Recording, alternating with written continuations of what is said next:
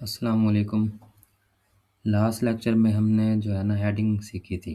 तो आज हम जो है नेक्स्ट विजेट पे मूव करते हैं और आज हम करेंगे इमेज और टेक्स्ट एडिटर। आज ये दो विजेट जो है हम सीखेंगे।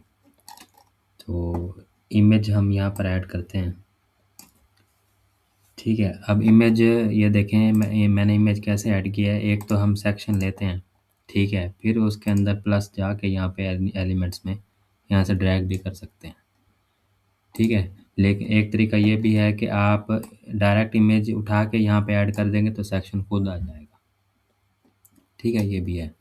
और जो भी जो है ना ये कोर्स देख रहे हैं वो सब्सक्राइब लाजमी करें और शेयर भी करें उन लोगों को जो सीखना चाह रहे हैं। कोर्स जो लोग फ्री में पेड कोर्स सीखना चाहते हैं और घर बैठे हैं, सिस्टर्स जो घर होती हैं, पढ़ी लिखी होती हैं, फ्री होती हैं, ठीक है, वो भी सीख सकती हैं, फ्रीलांसिंग कर सकती हैं, किसी स्किल में माहिर हो सकती हैं।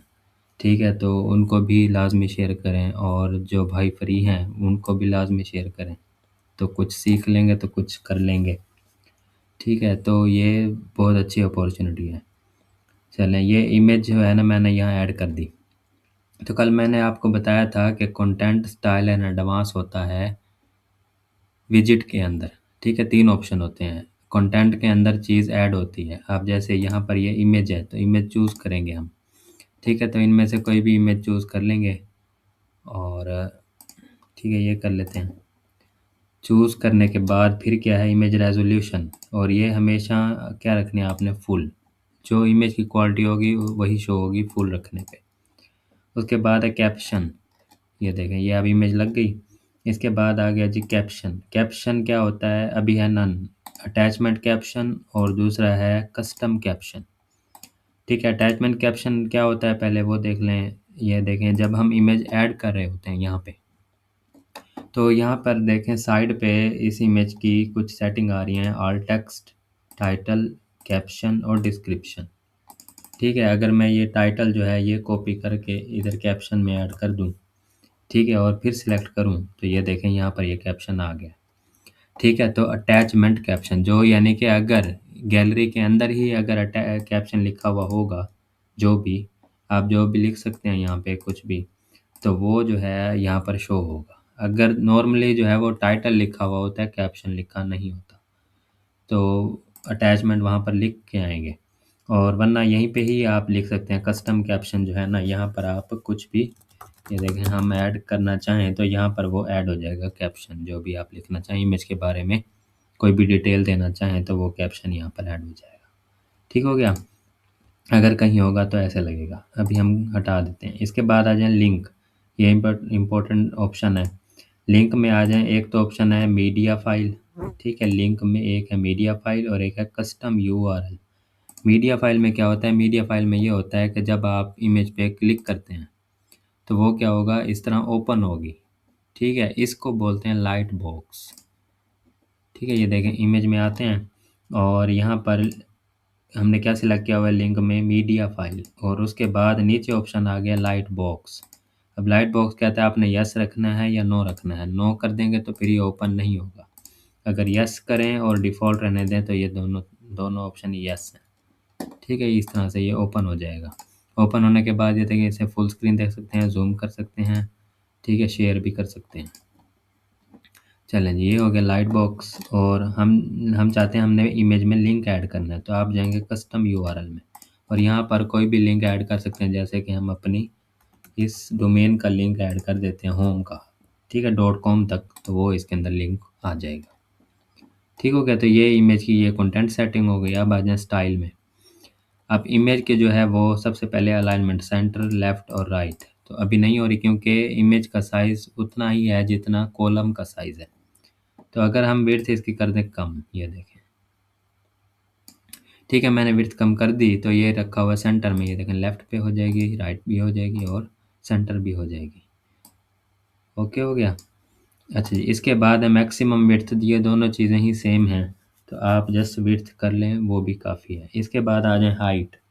हाइट क्या होता है कि आप ये देखें, जितनी भी इसकी हाइट है वो अगर एडजस्ट करनी पड़ जाए कहीं पे तो वो भी कर सकते हैं। ये देखें, अगर मैं इस तरह से हाइट कर रहा हूँ ना, तो ये देखें, इस तरह हाइट इंक्रीज़ हो रही है, जबकि इंक्रीज हम चाह रहे थे कि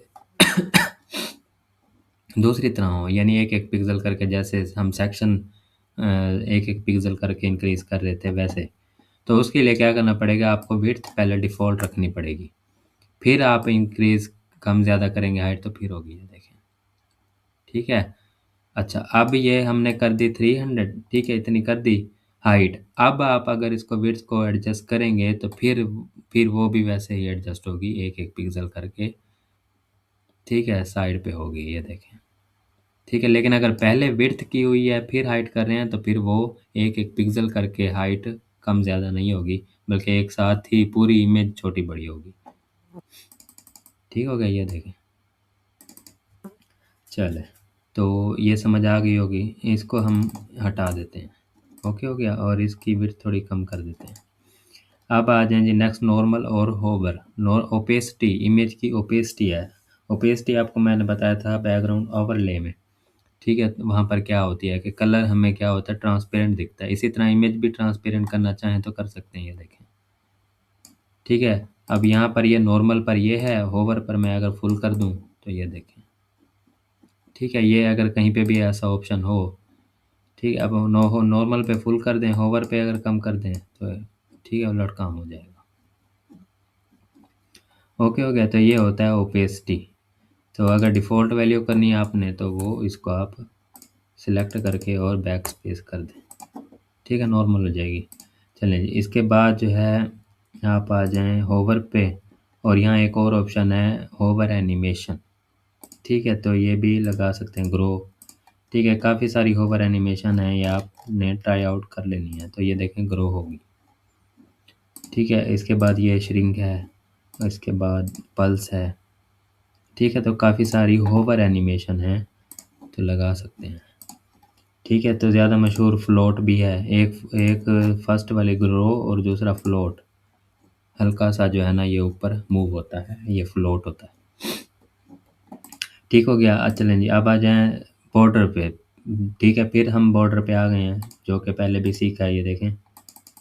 इसका बॉर्डर की विड्थ करेंगे, ठीक है, कलर करेंगे, रेडियस कर सकते हैं, ठीक है, और शेडो भी कर सकते हैं, तो वो बार बार बताने की ज़रूरत नहीं है। ठीक हो गया, तो ये देखें जी, ये इमेज हो गई, ये इमेज की सेटिंग है। ठीक है सारी। अब अगर एडवांस में आ जाएं इसमें, तो मार्जिन पैडिंग बताया हुआ है, मार्जिन से ये चीज़ लेफ़्ट राइट होगी। ठीक है, विजिट ये कम ज़्यादा होगा, यानी उसकी जो है ना लेफ़्ट से स्पेस आ रही है। तो अगर उसकी स्पेस, विजिट खुद की स्पेस कम हो रही है तो ज़ाहिर सी बात है इमेज भी छोटी होगी, उस पर भी इफ़ेक्ट आएगा। लेकिन जो इमेज की अपनी सेटिंग है वो क्या है, यही है, कंटेंट और स्टाइल में। ठीक है, तो वो जो है ना ये चीज़ें एडवांस हम यूज़ करेंगे अब। ठीक है, अब सीखेंगे नहीं, क्योंकि मैं लास्ट लेक्चर में ये फुल सिखा चुका हूँ। एडवांस इसके सारे ऑप्शन वही सेम होते हैं, मार्जिन, पैडिंग, विड्थ। ठीक है, फिर मोशन इफेक्ट्स, फिर हो गया ट्रांसफॉर्म सिखाया था, बैकग्राउंड सिखाया था, बॉर्डर भी सिखाया था, मास्क भी बताया था। ठीक है, मास्क ये देखें, आप इमेज पे आ जाएं तो इमेज पे मास्क ज़्यादा सूटेबल होता है, यूज़ होता है। तो ये देखें, आप अगर सर्कल करनी थी इमेज तो कर सकते हैं। ठीक है, यहाँ से मेरे वेट्स ख़त्म कर देता, आप देखें अच्छी लग रही है। ठीक है, मास्क ये देखें। ठीक है, तो ये मास्क इमेज में यूज़ कर सकते हैं। ओके हो गया। चलें जी, अभी हम ऑफ कर देते हैं। अब आ जाएं जी नेक्स्ट विजिट पे, टेक्स्ट एडिटर। अब मैं पहले हमने हेडिंग सीखी थी, ये है टेक्स्ट एडिटर। आपने विजिट के नीचे विजिट ऐड करना हो सेम ही सेक्शन में, तो सिंपल क्या करेंगे, उसके नीचे, इसके नीचे आके रख देंगे, तो ये इसी के नीचे आएगा।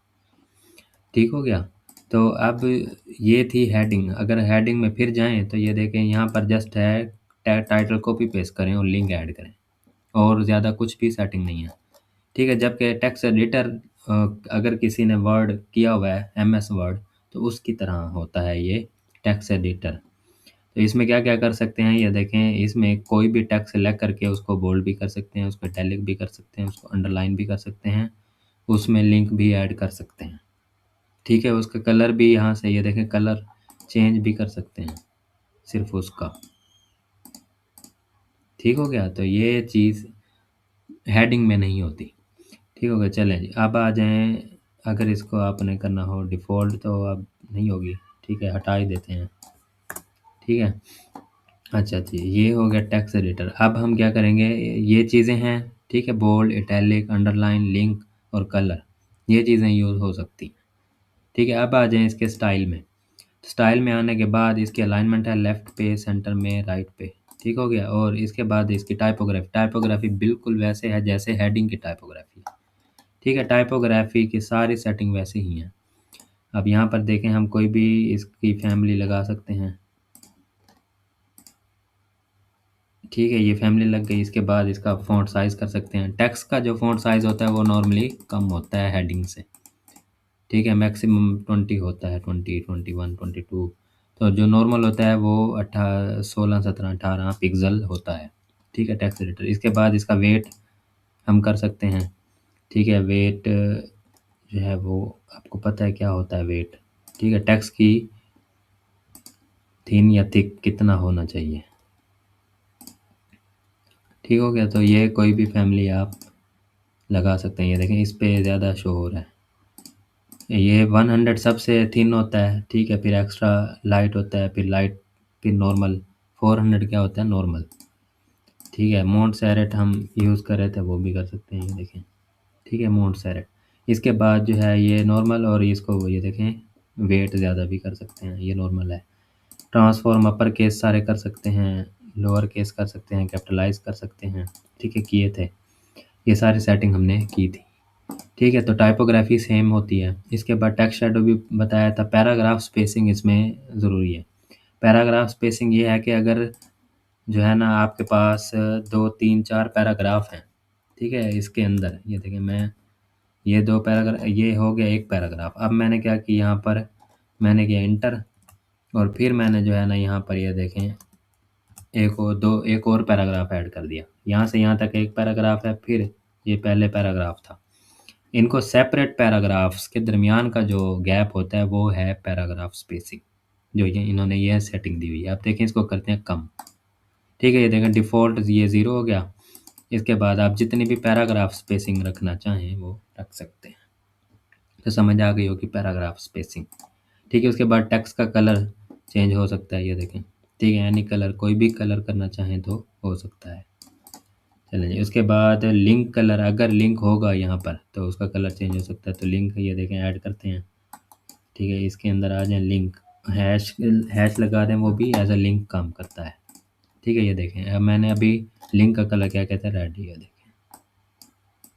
ठीक है, तो पिंक कर दें, ये देखें ये पिंक हो गया। होवर पे आ जाए तो होवर पे लिंक का कलर सिर्फ चेंज होगा, टेक्स्ट का कलर नहीं चेंज होगा। ठीक है, तो ये ब्लू कर देते हैं होवर पे, ये देखें। ठीक हो गया, तो ये है लिंक का कलर पैराग्राफ में, टेक्स्ट एडिटर में। लिंक का कलर नॉर्मल पे और होवर पे चेंज हो सकता है। ट्रांजिशन ड्यूरेशन भी इसने दी है कि कितनी देर में चेंज हो। ठीक है, फ़ौरन से चेंज हो जाए तो 0 कर देंगे। ठीक हो गया, तो ये है जी आपके पास पैराग्राफ। ठीक है, तो इसकी इन दोनों विजिट की आपने प्रैक्टिस करनी है। ठीक है, इनके ऑप्शंस को एक्सप्लोर करना है, इमेज का भी और टेक्स्ट का भी और हेडिंग का भी। ठीक है, तो फिर इंशाल्लाह नेक्स्ट लेक्चर में हम सीखेंगे, ठीक है, वीडियो बटन सीखेंगे, या फिर ऐसे करेंगे कि मैं आपको ऐसा सेक्शन क्लोन करके दिखाऊंगा जिसमें हेडिंग, इमेज और टेक्स्ट एडिटर यूज़ हो रहा होगा। ठीक है, तो आपने जो है कोर्स के साथ बने रहना है, तो मैं बिल्कुल 100% क्लोनिंग आपको करना सिखा दूंगा। तो क्लोनिंग करने से क्या होता है कि आपके अंदर डिज़ाइन बनाने का जो है वो क्रिएटिविटी भी आती रहती है आहिस्ता आहिस्ता। मेन चीज़, पहले जब आप टूल्स पे इतनी ग्रिप आ जाती है आपको, तो फिर डिज़ाइन कैसा भी आपको मिल जाए तो आप वैसा बना सकते हैं। अब जैसे ये है, अब इसमें ये देखें हेडिंग भी है, टेक्स्ट भी है, और बैकग्राउंड में इमेज है ना इधर, तो यहाँ पे ये देखें ये भी हो सकता है, इमेज हो गई, हेडिंग हो गई और टेक्स्ट हो गया। ठीक है, तो जब बटन पढ़ लेंगे तो वो सीख लेंगे, वो भी ऐड हो सकता है इसमें। ठीक है, तो क्लोनिंग भी आपको मैं करके दिखाऊंगा। तो आज के लिए जो है इतना ही, इंशाल्लाह प्रैक्टिस करें और सब्सक्राइब कर लें और लोगों को शेयर भी करें। ठीक है, और मेहनत जो है वो करते रहें। अल्लाह हाफ़िज़।